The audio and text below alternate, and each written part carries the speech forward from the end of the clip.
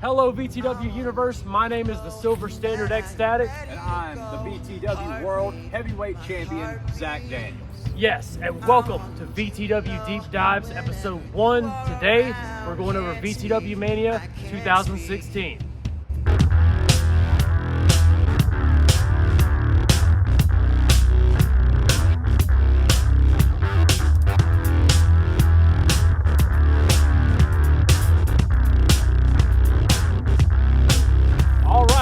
So as you can tell, we are here. This is a new series we're kind of trying to bring wherever it's being brung to. You know, we're talking about this show here, VTW Mania 2016. So Zakk, what did that show mean to you?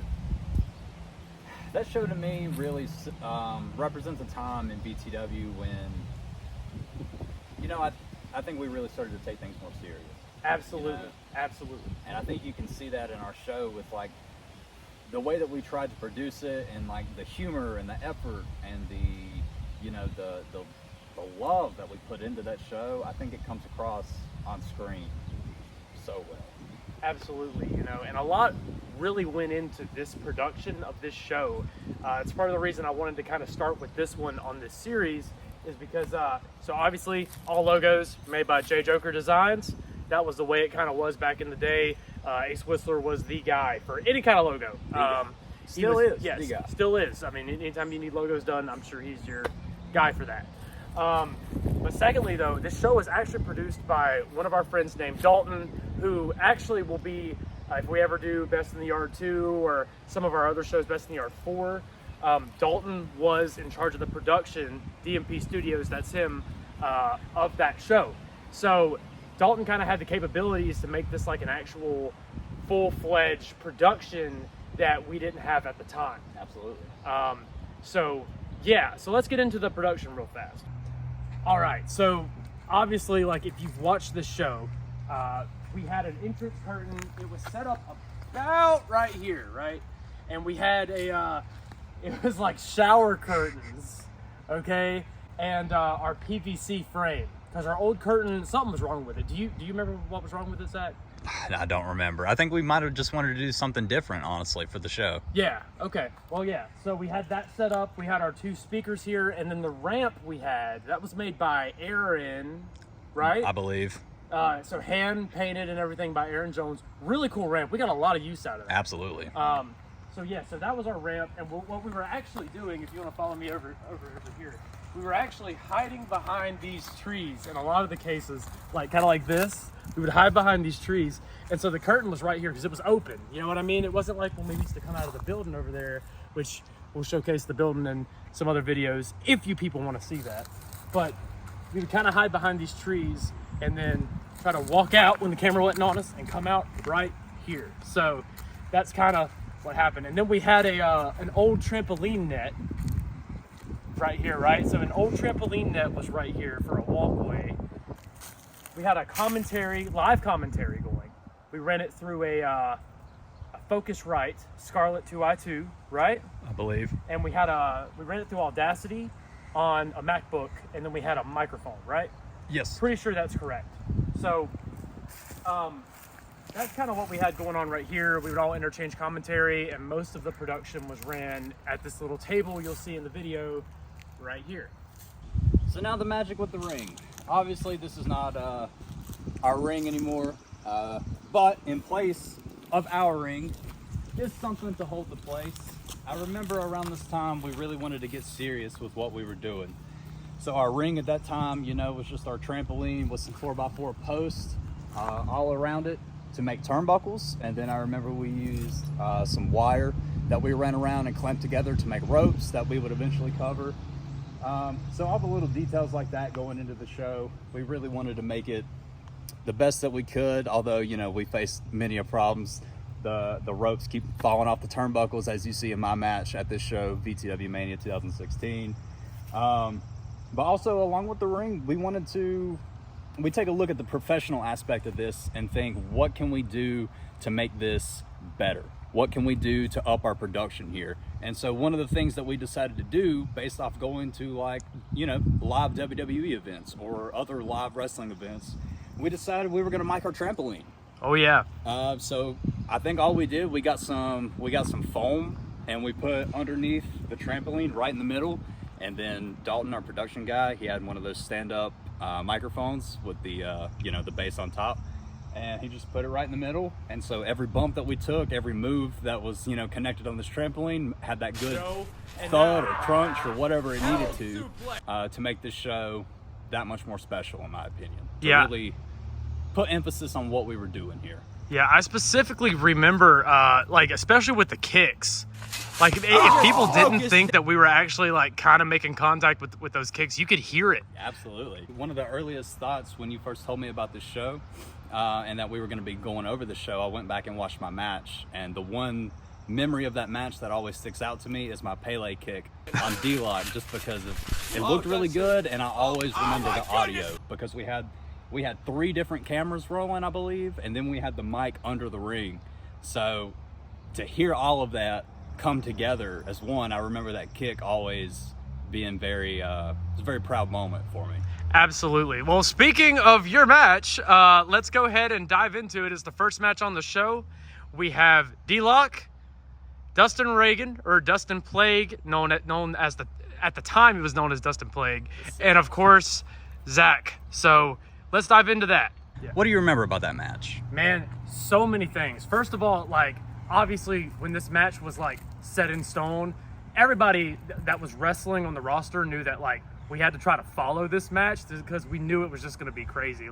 You put Dustin, who was an indie veteran at the time, definitely had the wrestling knowledge on all of us, okay, against D-Lock, who D-Lock was kind of slept on. And what was insane, not by us, he wasn't slept on by us, but he was slept on by a lot of the people because nobody was really he was new. He was brand spanking new at the time. And then Zakk, who had obviously been, former VTW World Heavyweight Champion, and Zakk had accomplished a lot. So some of the stuff I remember, first of all, D-Lock becoming a effing star during this match. I think this is the first match where we were watching the live comments and people were like, D-Lock just did this, D-Lock for champ, D-Lock.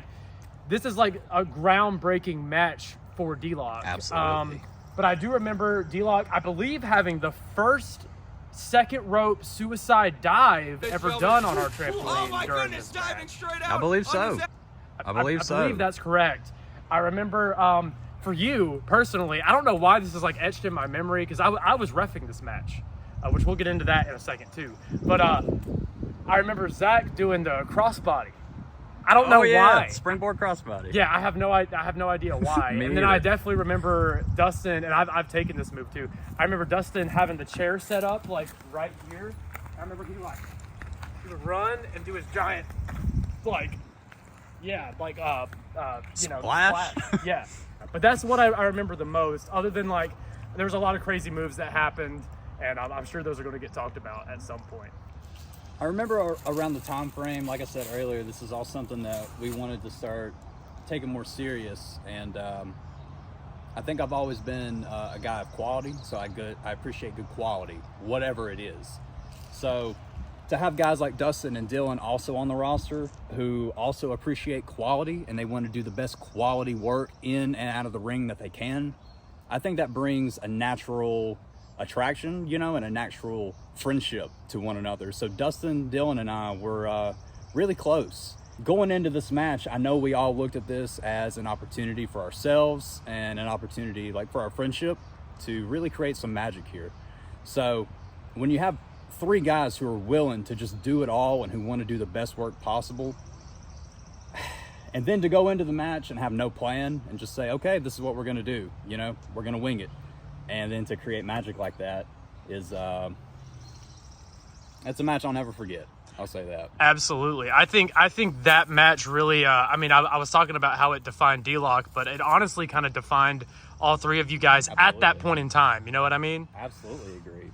So what's your favorite move that happened during the match? Favorite move that happened during the match?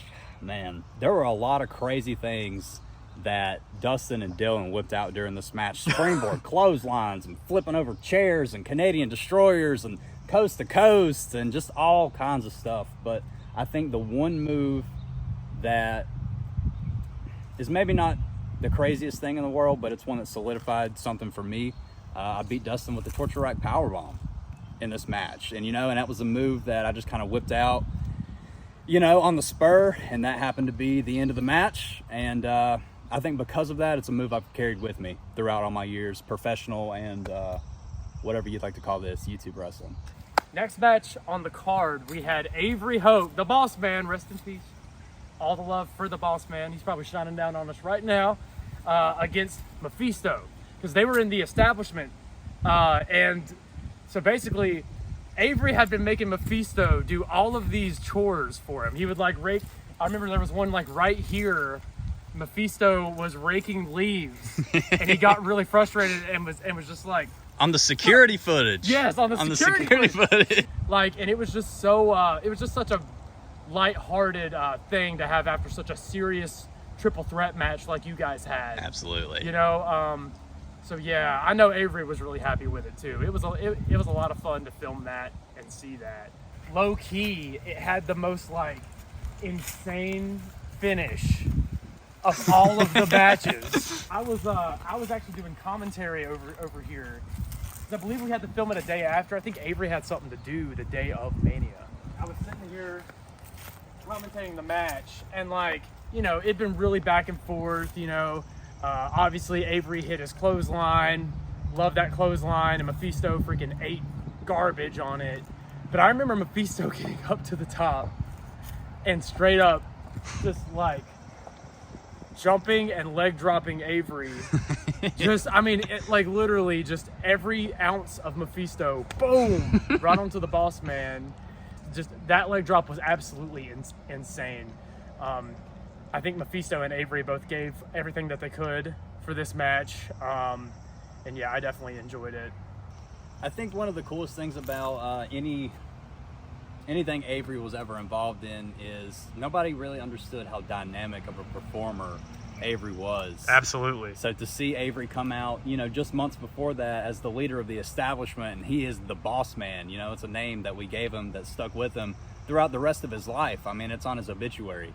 And then also to be able to take that step back when he knows he needed to and just come out and have a lighthearted, fun match with Mephisto, it really showed the dichotomy of who Avery was and his ability as a performer, I think, and somebody who is missed very dearly.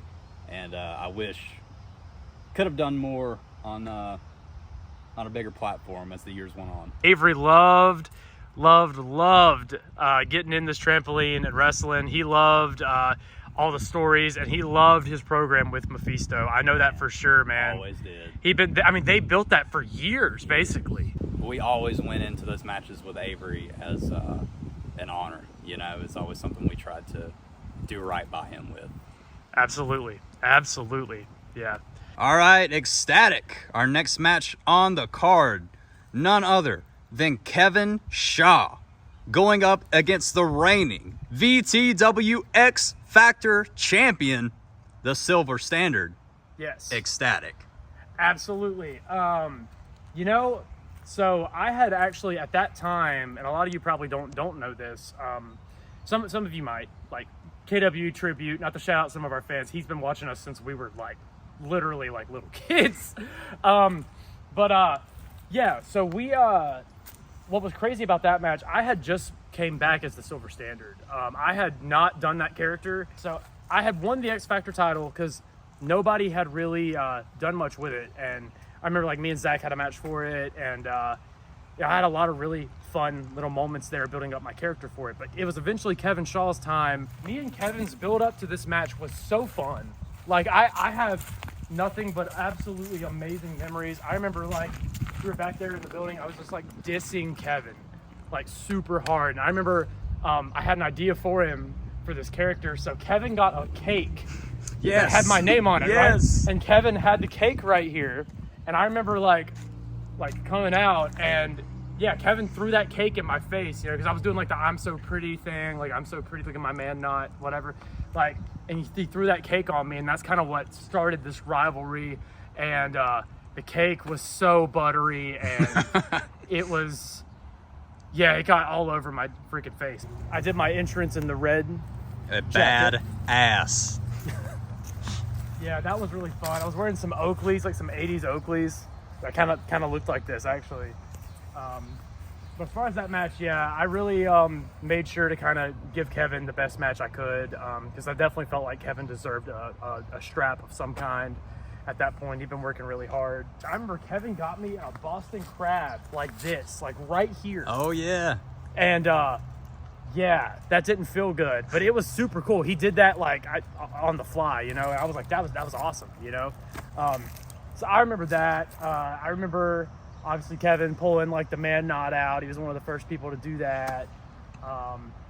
You know, yeah, we had a lot of fun with that match, and I definitely hope that I did as much of a job as I could to try to get him elevated. Absolutely. You know what I mean? I think that was all our goal around that time. Oh yeah. One thing that we've always tried to do in VTW, you know, whether it be a new guy or somebody who's just less experienced or whatever it be, we always try to pair them with somebody that we think can pull something out of them or they can learn something valuable from. And I think that was kind of the purpose of you guys' rivalry, you know, and then to encapsulate it in such a, you know, such an awesome match. I remember it so well, just being out here that day and watching you guys wrestle. It was like Kevin was really putting his best foot forward during that time, and Oh, yeah. It was cool to see, you know, somebody coming in from the outside of this, because this is, you know, our thing. And to see somebody coming in from the outside to step into our thing and want to make it their thing is something I'll always respect. So it's something I'll always have a lot of appreciation for Kevin for, you know, wanting to come in here and just do something cool with us. Yeah, for sure. All right, so I guess we're getting into Tyler and Drew now, Zach. All right, we also forgot to mention there was actually a call-out video from Cameron Jackson to Drew Hood for Best in the Yard too. Speaking of, ladies and gentlemen, future Silver Standard here. Maybe you want to see a Best in the Yard. Maybe you want to see another VTW Mania. Maybe you want to see some in-ring stuff. Maybe you want to see some more trampoline stuff. Doesn't matter. Leave it in the comments down below. Let us know how you're liking this content. If you want to see more, please just let us know. Let us know. Be sure to subscribe if you have not already. Follow us on Instagram. That's at VTW Wrestling. And ladies and gentlemen, let's get back to the video. All right. Next match on the show, like you probably just heard, Drew Hood, Tyler Aiken, or Tyler Storm at the time. Ooh. Oh man, that was bad. I just said that. Yeah, so Drew Hood, Tyler Storm, no holds barred. Basically, what had happened, and me and Zach have kind of also like been talking about this for just a second off camera. Tyler had hit Drew with a car, but nobody knew who hit him with the car, and so it was finally revealed that it was Tyler. And this is basically the lead up to that. And I have to say, for the time, other than Drew and Mike at Best in the Yard 1, I think this is one of the most malicious matches we had had. Absolutely. I definitely remember the drum head to the drum head to Tyler's head. I remember that. I remember Tyler had his nose busted open early on. And Tyler was really feeling himself during this. Yes, man. he was. He was so amped. Like, I specifically remember that over like even all the cool moves and all that. I remember like Tyler was just like another like level of himself, if you know what I mean. I remember there was a trash can spot out here. I forget exactly what happened. I think it was, I know there was the AA. Yeah. AA on the trash can. That's right. Yeah. That's right. I specifically remember those two things though. All right, Zach, so what were your thoughts on Tyler and Drew? Tyler and Drew was one I'll always remember. It's one of the highlights of the show for me, honestly. This is where, like you said, the angle leading up to this was Tyler hit Drew with a car. We had no idea who did it, and it was revealed that it was Tyler Storm to hit Drew Hood with the car and lead to this no-holds-barred match at VTW Mania 2016. And I think all of that kind of came about by Drew. You know, up until we met Drew, we were good at what we were good at. Drew was good at what he was good at. And what he was good at was the entertainment value.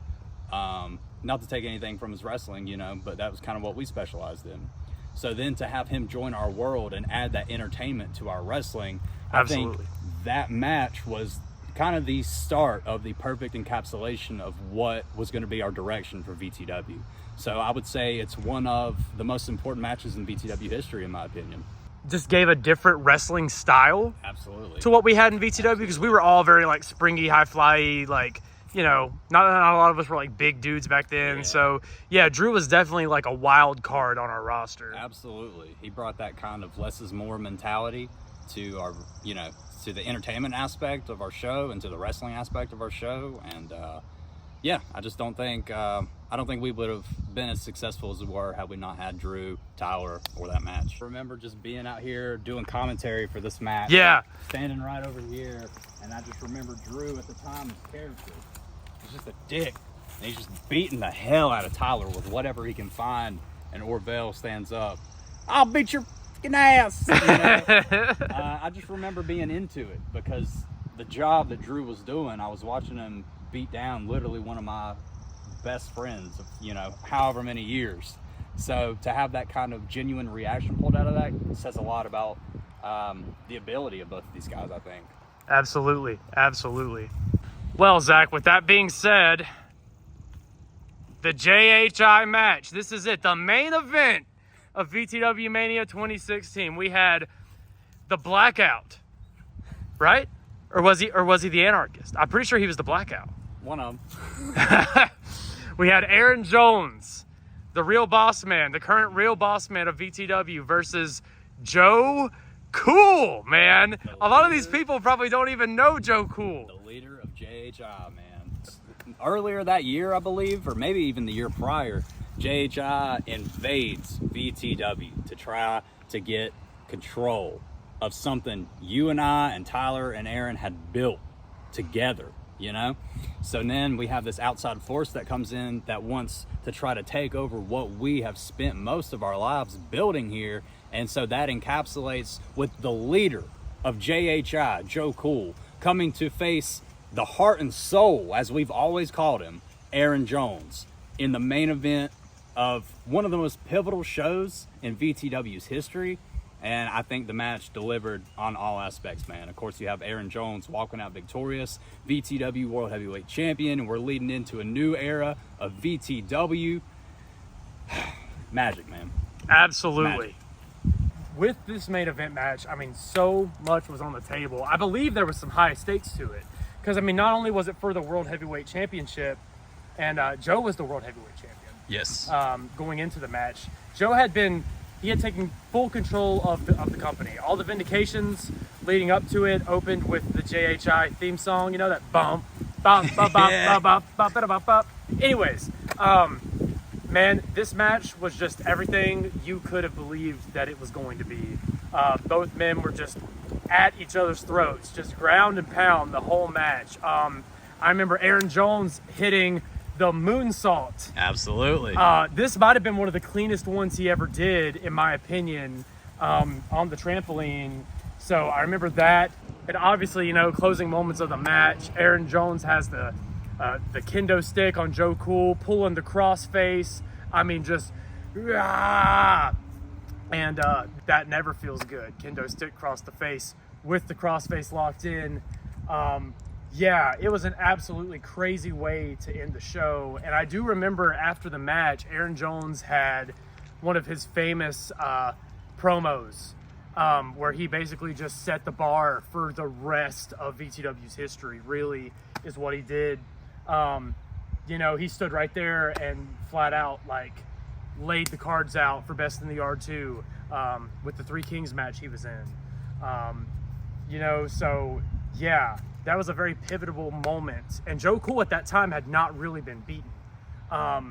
You know, and the promos leading up to it, I remember Joe Cool had the promo where he was like, "My name, Aaron." And it's terrible. But yeah, I mean, we had so much fun with the JHI angle, and I still wish Joe Cool was around today. Me too. That was definitely a great way to finish off the show. Well, ladies and gentlemen, thank you for joining us for the first installment of VTW Deep Dives.